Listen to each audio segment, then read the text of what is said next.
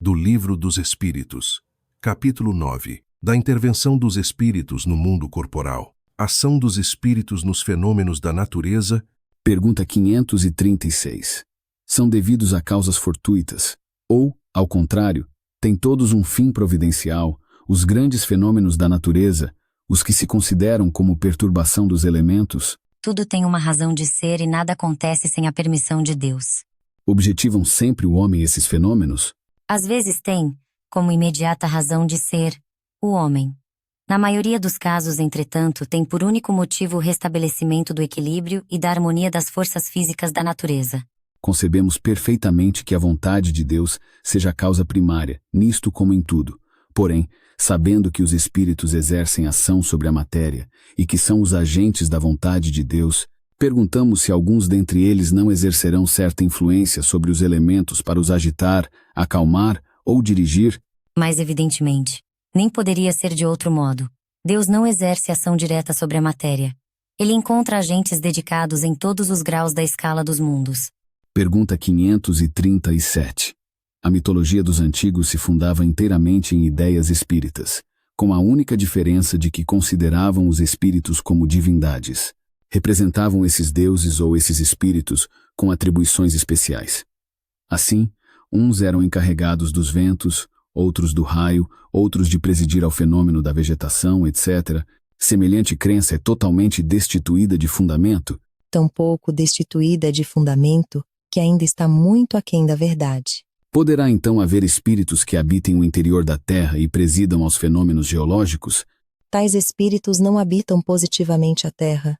Presidem aos fenômenos e os dirigem de acordo com as atribuições que têm. Dia virá em que recebereis a explicação de todos esses fenômenos e os compreendereis melhor. Pergunta 538. Formam categoria especial no mundo espírita os espíritos que presidem aos fenômenos da natureza? Serão seres à parte, ou espíritos que foram encarnados como nós? Que foram ou que o serão. Pertencem esses espíritos às ordens superiores ou às inferiores da hierarquia espírita? Isso é conforme seja mais ou menos material, mais ou menos inteligente o papel que desempenhem. Uns mandam, outros executam. Os que executam coisas materiais são sempre de ordem inferior, assim entre os espíritos, como entre os homens. Pergunta 539. A produção de certos fenômenos das tempestades, por exemplo, é obra de um só espírito, ou muitos se reúnem, formando grandes massas para produzi-los? Reúnem-se em massas inumeráveis. Pergunta 540. Os espíritos que exercem ação nos fenômenos da natureza operam com conhecimento de causa, usando do livre-arbítrio, ou por efeito de instintivo ou irrefletido impulso? Uns sim, outros não.